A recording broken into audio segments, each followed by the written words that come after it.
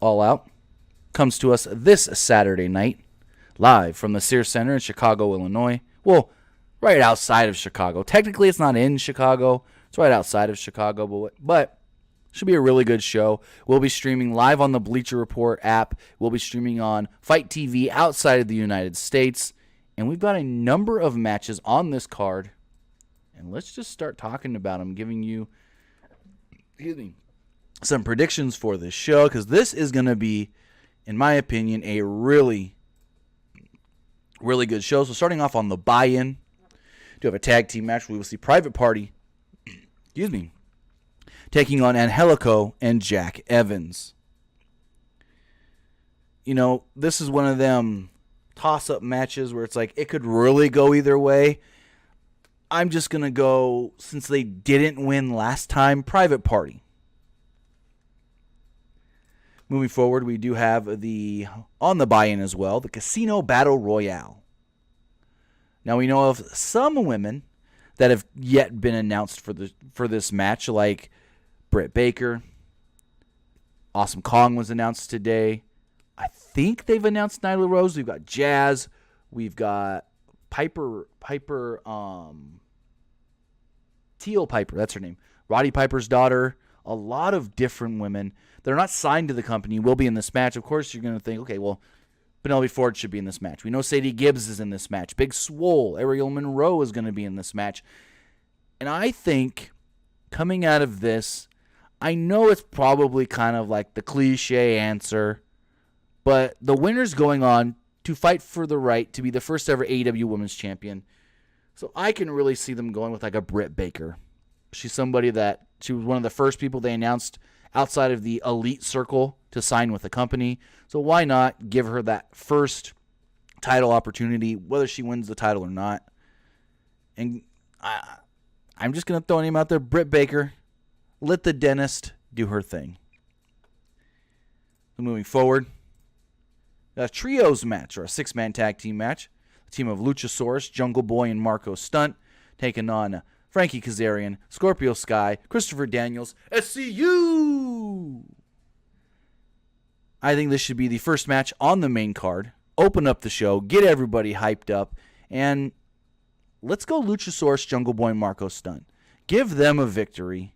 Those guys are going to be big stars, especially Jungle Boy, and most likely Luchasaurus, because Luchasaurus is like nobody else they have. He's probably the biggest guy they've got. Size-wise, tallest for sure. So he can be a standout. Jungle Boy is just going to be great.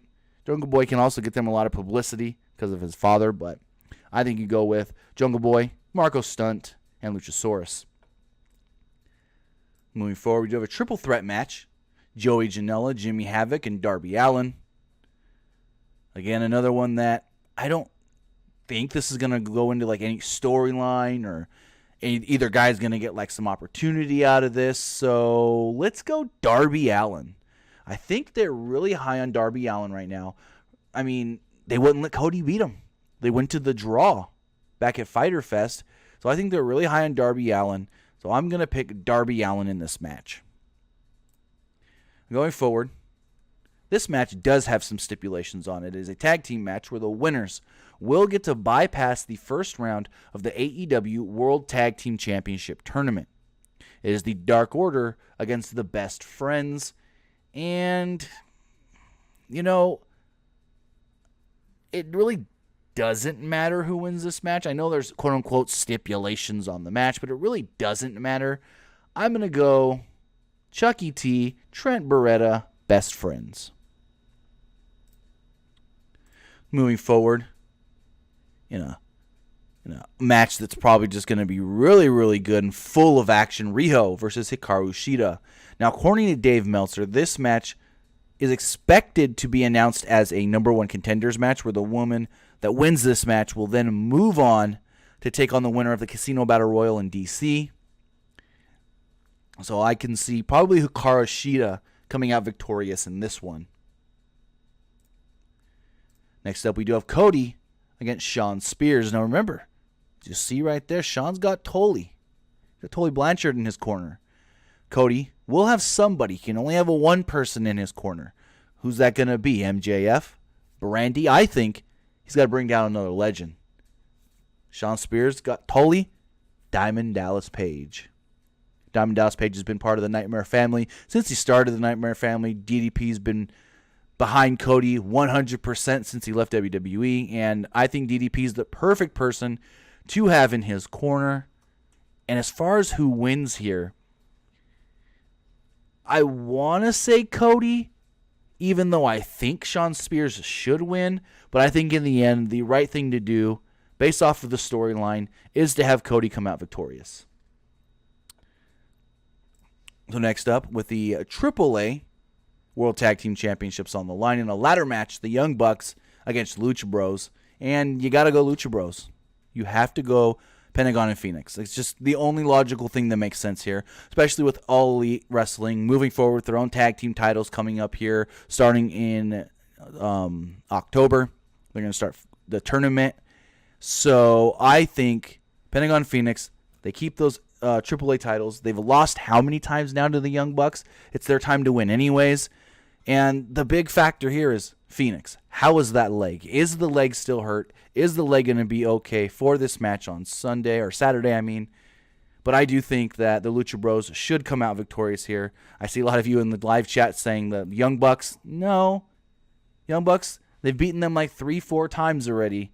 So I think it's time. Lucha Bros walks out victorious, takes their titles, AAA, there we go. Now, in a match that was changed over the last week, we see Pac taking on Kenny Omega.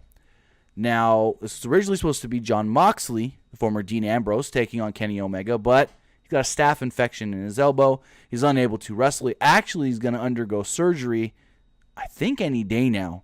So that way he's cleared and ready to go for the shows once they start on TNT. And I would have picked Jon Moxley then to win. But now I think I'm going to go Kenny Omega. I'm going Omega, picking up the victory here over Pac. And finally, in the main event, to crown the first ever All Elite Wrestling World Champion, Hangman Page, taking on Chris Jericho. And I've said it since this match was made. Jericho needs to walk out the champion. But Page needs to be the one to beat Jericho for the title eventually. We do know, I think it's in Pittsburgh maybe, they're going to be doing an AEW title match. I don't think that's when Jericho should lose the belt and that's when Moxley Page should win it. No, I think Jericho should win here at All Out. Page should go on like a redemption storyline kind of thing, like, man, I lost. I need to get my confidence back. Give him 4, 5, 6 big wins. Maybe not that many. Maybe 4 big wins. Have him beat guys like MJF. Have him beat Darby Allin. Have him beat Joey Janela. Maybe have him beat Moxley. Give him some big wins. Get his confidence back. Become the number 1 contender. And then topple Jericho. Maybe at that last big pay-per-view they do at the end of the year. Because it seems like they're going to do one more pay-per-view after All Out at the end of 2019.